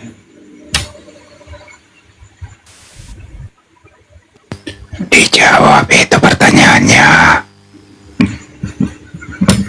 Apakah membunuh Yesus itu melanggar hukum Taurat? Jawab. Si Kalamakama itu. Assalamualaikum warahmatullahi wabarakatuh. Waalaikumsalam. Si Kamalakama itu ya. Ingat ya Pak ya, Anda ditunggu di 1 Korintus 15 nomor 17. Dan jika Yesus tidak disalibkan, tidak dibunuh, tidak dikuburkan, tidak dibangkitkan, maka sia-sialah kepercayaan kamu dan kamu masih hidup dalam dosamu. Artinya apa? Iman Kristen itu ada dari hasil dosa melanggar hukum Taurat. Karena membunuh Yesus itu melanggar hukum Taurat.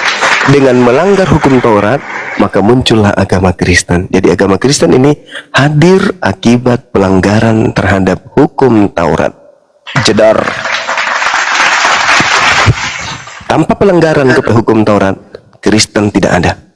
Jadi agama Kristen ini berasal dari pelanggaran terhadap hukum Tuhan. Itu dalilnya. Silakan kalau masih mau lagi. Bang Juma, Ya, kalau lagi perang itu, musuh itu dikasihi atau dilawan, Bang Juma? digeletek-geletek, digitik-gitik. Oh, dicabut dulu.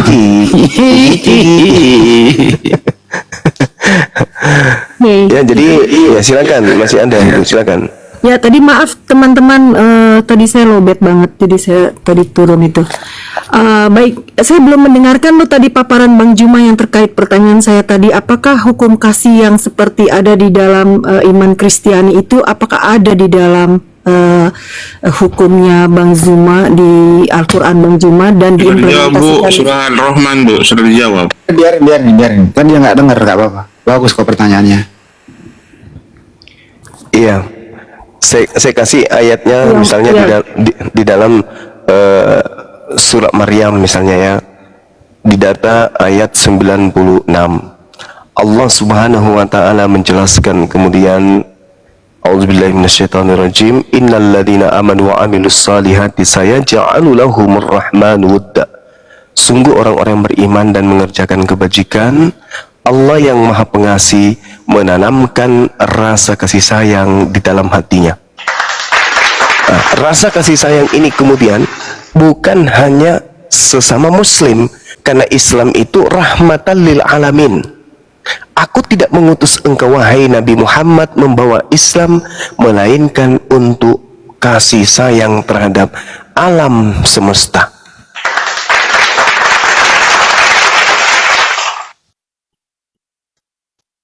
Oke. Itu ya Bu ya? Ya, seperti itu. Baik, saya menerima Bang Juma.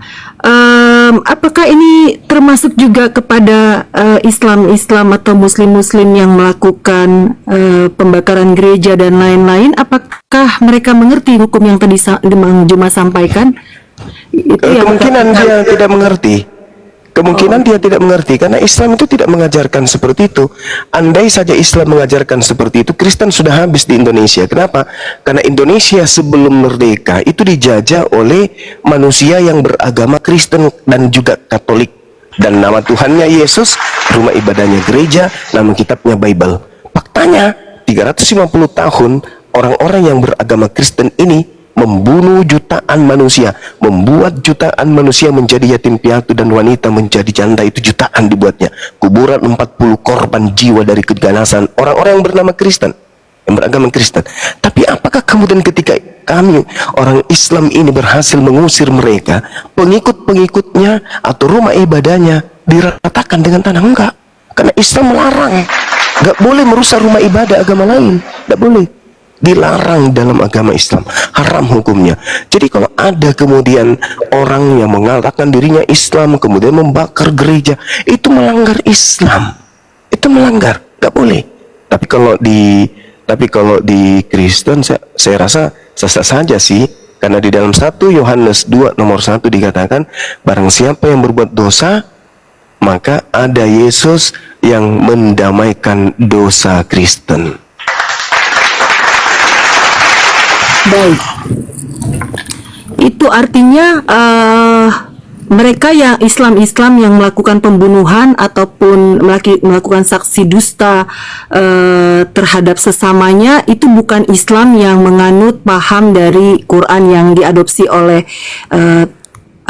keimanan Bang Zuma dan teman-teman, begitu ya, dari statement itu. Apakah itu yang dimaksud ya Bang Zuma? Iya, karena itu tidak sesuai dengan Islam. Itu tidak boleh dalam Islam, tidak boleh. Baik, jadi ketika Al-Maidah ayat ada yang 32. melakukan itu adalah bukan barisan dari Islam, gitu ya Bang ya? Penduduknya, orangnya mungkin KTP-nya Islam, tapi dia tidak sedang menjalankan ajaran Islam. Al-Quran surah Al-Maidah jelas sekali diterangkan kemudian, A'udzubillahi minasyaitonirrajim, min ajli dzalika katabna ala bani Israel annahu man qatala nafsan bighairi nafsin aw fasadi fil ard faka'annama qatalan nas jami'a. Barang siapa yang membunuh satu manusia, maka dia sama halnya membunuh seluruh umat manusia. Wa man ahyaha faka'annaha ahya nas jami'a. Dan barang siapa yang menyayangi satu manusia, maka dia sama halnya menyayangi seluruh umat manusia. Al-Quran surah Al-Maidah ayat 32. Baik. Jadi demikian juga analoginya seperti yang tadi Bang Juma sampaikan, bahwa penjajah Indonesia 350 tahun adalah orang Kristen. Seperti tadi saya nyatakan bahwa ketika orang Kristen, makanya saya sampaikan hukum Taurat itu tetap dilakukan sampai hari ini, karena jika dia melanggar hukum Taurat, dengan otomatis dia melanggar hukum kasih yang diperintahkan Tuhan Yesus ya. Nah, demikian juga yang penjajahan 350 tahun, sama seperti yang Bang Juma tadi paparkan, Islam yang membunuh, Islam yang sengaja memiliki motivasi untuk menghancurkan gereja dan membunuh jemaat yang sedang merayakan Natal. Begitu juga yang 350 tahun menjajah ini adalah Kristen-Kristen yang tidak mengadopsi ajaran kasih yang ditetapkan Yesus Kristus. Itu makanya ketika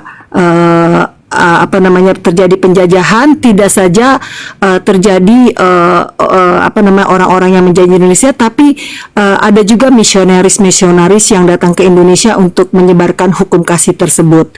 Jadi dengan demikian, paparan Bang Juma tadi yang mengatakan orang Kristen adalah penjajah, itu bisa dianulir dengan statement saya barusan bahwa itu tidak ada, itu bukanlah pengajaran kasih yang diperintahkan Yesus di Matius 37. Itu penjelasan dari saya.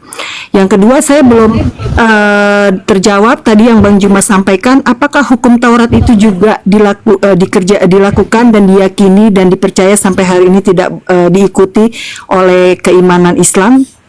Silakan dijawab Bang Juma. Iya, hukum Taurat itu untuk Bani Israel. Al-Quran surah Al-A'raf ayat 144 dan 145. Wahai Musa, ajarlah kaummu untuk berpegang teguh kepada Taurat. Tuh, Al-Quran surah Al-A'raf ayat 144 dan 145. Kami ini bukan umat yang tidak punya harga diri, tidak plagiat kami ini. Kami bukan penyamar-penyamar. Hukum itu hanya untuk Bani Israel. Kami punya Al-Quran dong. Kami nggak mau menggunakan kitabnya orang. Cuman Al-Quran itu diwahyukan oleh Allah untuk menjelaskan sebagian dari isi Taurat. Al-Quran surah Al-Ahqaf ayat 12. Wa min qablihi kitabu Musa imama wa rahmah.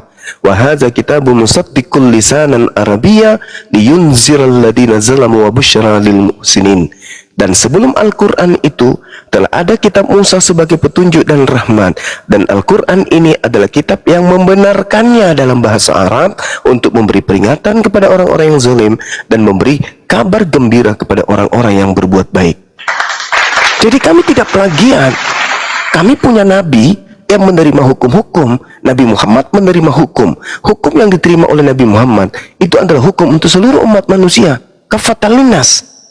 Makanya kami beriman karena hukum itu datang untuk seluruh umat manusia. Bil bayyinati waz zubur wa anzalna ilaika dzikra litubayyana lin-nasi. Aku memberikan Al-Qur'an kepadamu Nabi Muhammad untuk kau sampaikan kepada seluruh manusia. Nah itu Nabi Musa, aku berikan Taurat untuk kaummu Nabi Musa. Aku beri Injil kepada Nabi Isa untuk kaum Bani Israel. Makanya Kristen tidak tidak punya Injil Yesus. Karena Yesus itu hanya untuk Bani Israel.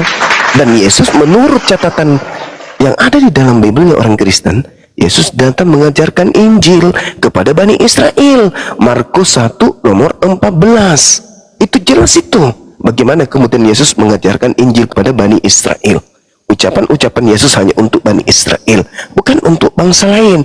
Sedangkan Bible, saya ulang, sedangkan Bible itu adalah catatan orang-orang yang tidak dikenali yang menuliskan tentang Yesus dan murid-muridnya ketika Yesus mengajarkan kitabullah, ketetapan Allah terkait hikmah Injil kepada muridnya Bani Israel.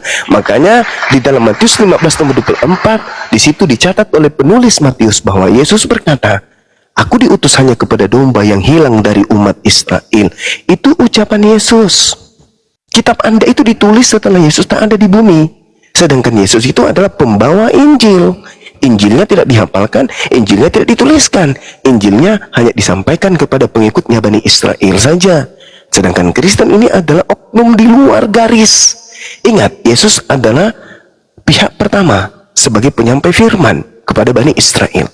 Bani Israel adalah pihak kedua sebagai penerima firman dari pihak pertama, yaitu Yesus. Tidak ada Kristen di sini, nggak ada. Kristen ini pihak ketiga, pihak yang berada di luar garis. Tidak ada hubungannya dengan Yesus. Makanya kita susun perintah Yesus ketika dia datang di tengah-tengah Bani Israel. Dari perintah 1 sampai ke perintah 3 juta, tidak akan pernah bisa mengantarkan orang menjadi Kristen. Apa yang bisa menjadikan orang menjadi Kristen? Perintah-perintah Paulus. Nah itu baru bisa menjadi Kristen. Tapi kalau perintah Yesus, mustahil orang bisa menjadi Kristen. Kenapa? Karena Yesus mengajarkan untuk jangan membunuh. Sedangkan Kristen, agama yang dihasilkan dari hasil membunuh. Jadi kalau berbicara mengenai kasih, Kristen itu, mohon maaf nih, Kristen tidak ada di bumi ini kalau tidak ada pembunuhan. Kata siapa? Kata Paulus. Dalilnya di mana? Terang, saya bacakan tadi di dalam 1 Korintus 15 nomor 17. Dan jika Yesus tidak dibangkitkan, maka sia-sialah kepercayaan kamu, dan kamu masih hidup dalam dosamu. Bisa nggak Yesus dibangkitkan tanpa dibunuh? Nggak bisa. Berarti dengan kata lain, jika Yesus tidak dibunuh, maka sia-sialah kepercayaan kamu, dan kamu masih hidup dalam dosamu. Sedangkan membunuh Yesus adalah dosa besar. Keluaran 23 nomor 7 nomor 8. Jangan kau membunuh orang yang benar, jangan kau membunuh orang yang tidak bersalah, sebab aku Tuhan tidak akan membenarkan orang yang bersalah. Amsal 6 nomor 16. 6 perkara yang dibenci oleh Tuhan, bahkan 7 kekejian di dalam hatinya, yaitu menumpahkan darah orang yang tidak bersalah. Berarti menumpahkan darah Yesus itu adalah kekejian dan hal yang sangat dibenci oleh Tuhan. Berarti membunuh Yesus yang adalah orang benar itu adalah melanggar firman Tuhan. Bahkan Yesus mengatakan Matius 19, jangan kau membunuh. Berarti tanpa pembunuhan Kristen tak ada. Tapi dengan adanya pembunuhan, manusia jatuh ke dalam dosa. Jadi kesimpulan saya, pembunuhan kepada Yesus bukan menebus dosa, tapi pembunuhan kepada Yesus melahirkan dosa. Catat itu Ibu, silakan. Tadi Bang Juma mengatakan bahwa Al-Quran itu untuk menjelaskan sebagian isi Taurat saja ya. Jadi artinya tidak melakukan hukum Taurat sampai hari ini. Jadi itu sebabnya mungkin sebagian Islam gagal paham untuk menginterpretasikan ajarannya, sehingga dia masih tetap membunuh karena tidak dikunci oleh hukum Taurat sampai sekarang ya. Jadi saya sekarang mulai mengerti. Lalu yang kedua adalah tadi Bang Juma mengatakan bahwa agama Kristen lahir dari pembunuhan. Mungkin saya lebih sepakat agama Kristen lahir dari kematian Yesus Kristus, karena pembunuhan yang tadi Bang Juma rujuk dari 1 Korintus 15 ayat 17, di mana Paulus mengatakan jika Kristus tidak dibangkitkan maka sia-sialah kepercayaan kamu dan kamu masih hidup dalam dosamu. Ya, karena ini panjang dan lebar ini sebenarnya untuk menjelaskan perikop ini. Saya mungkin di lain waktu mau bertemu lagi dengan Bang Juma untuk kita lebih depth untuk membahas perikop ini. Jadi yang Bang Juma katakan tadi bahwa Yesus itu Kristen itu hasil dari pembunuhan, itu tidaklah benar. statement seperti itu ataupun premis seperti itu, karena dan karena pembunuhan itu tidaklah diizinkan oleh hukum Taurat, yang dimana saya tadi mengatakan bahwa saya konsisten mengatakan bahwa hukum Taurat itu tetap harus dilakukan hingga hari ini.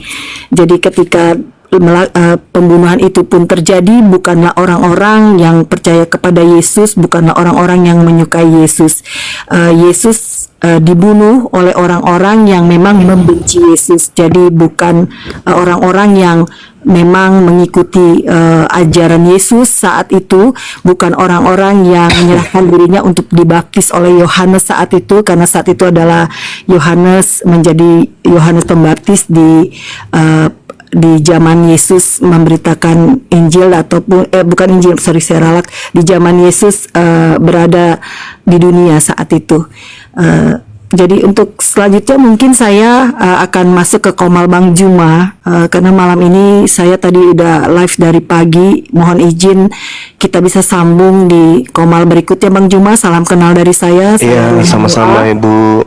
Terima kasih telah melakukan pencerahan dan diskusi. Buat Bang Handi juga terima kasih, salam kenal. Tadi mohon maaf agak sedikit ini tektokan karena tadi saya memang sengaja lagi kulonun aja, karena saya tadi habis kirim message sama Bang Arif ya. Makasih Bang Arif hostnya telah mengundang saya untuk berdiskusi di ruangan ini. Buat teman-teman yang lain mohon maaf jika ada salah kata maupun hal-hal yang tidak menyenangkan. Terima kasih, salam damai semuanya. Mohon izin saya turun, nanti kapan-kapan saya bisa bertandang ke rumah-rumahnya Bang Juma. Baik Ya. Terima kasih. Silakan Ibu juga. Saya juga terima kasih dan sekalian minta maaf ketika ada kata saya yang kurang berkenan untuk Ibu. Itu hanya sekedar untuk bahan kita untuk berpikir ya. Oke, saya lanjutkan. Ibu terima kasih, sehat selalu. Saya menunggu. Sehat selalu. Baik.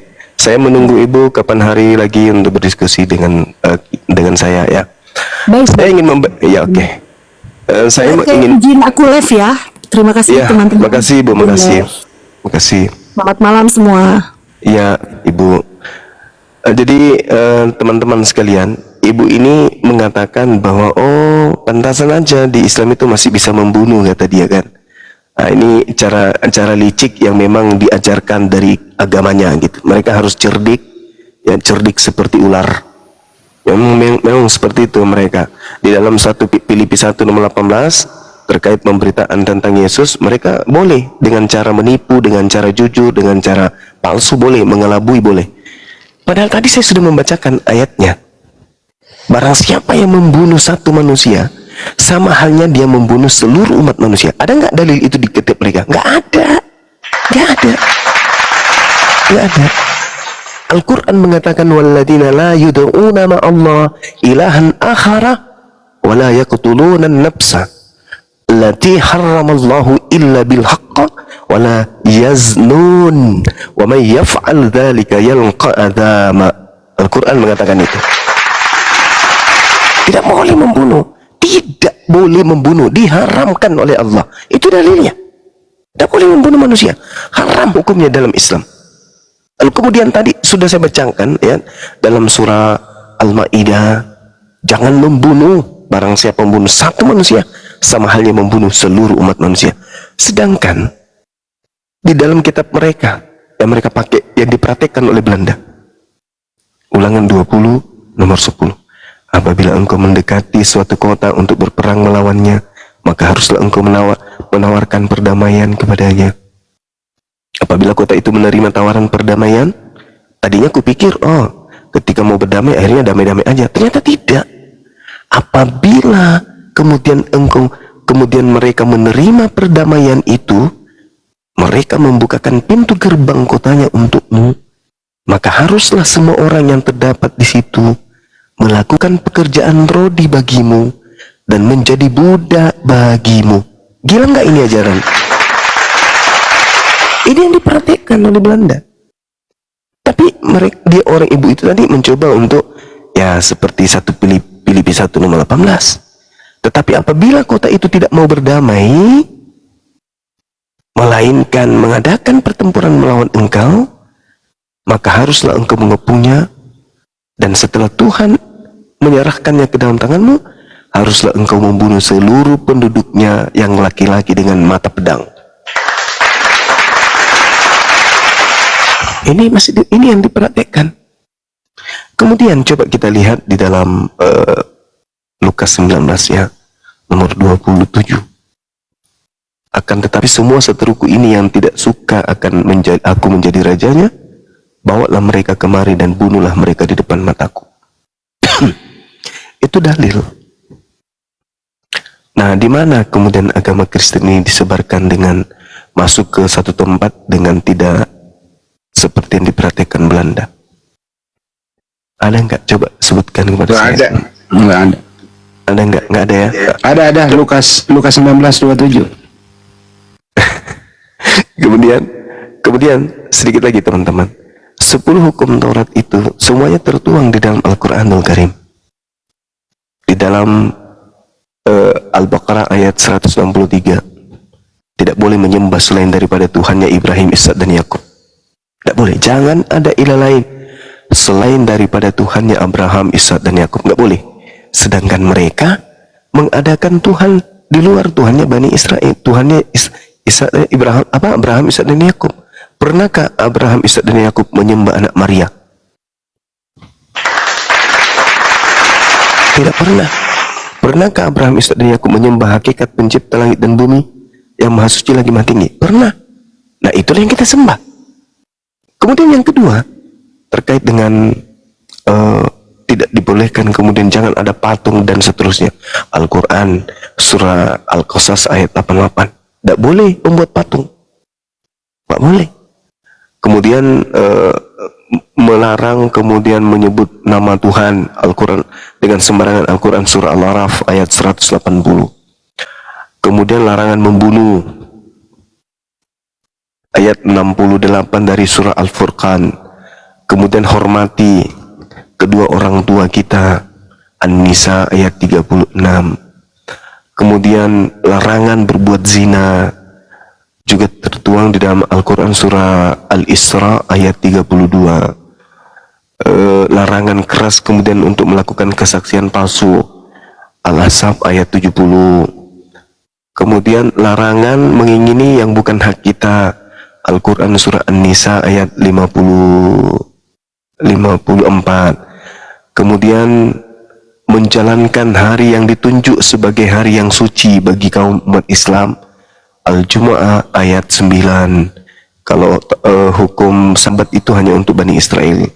Kita hari Jumat, Al-Jumu'ah ayat 9. Dia hari Minggu nggak ada dalilnya.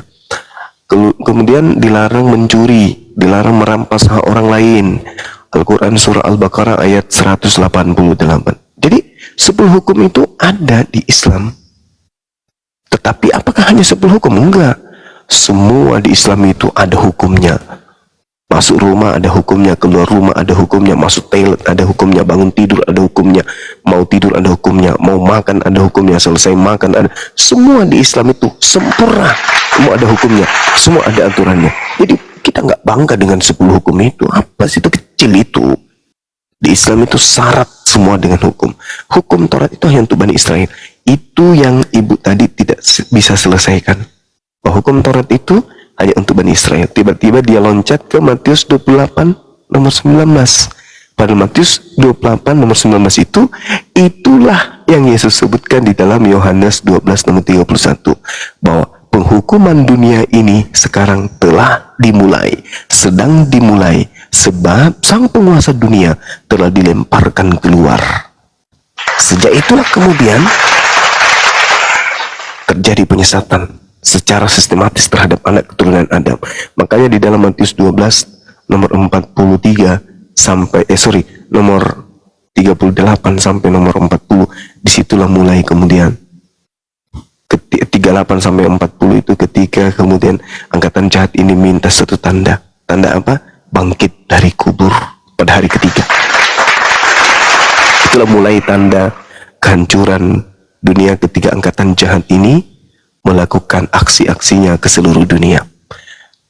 Aksi daripada angkatan jahat adalah mengajarkan kejahatan mereka merebak ke seluruh penjuru bumi. Nah, itulah yang Yesus katakan dalam Yohanes 12 tadi. Dunia sudah dihukumkan sebab sang penguasa dunia telah dilemparkan keluar. Keluar dari mana? Silakan saudara-saudara Kristen jawab. Saya kira begitu, teman-teman. Terima kasih.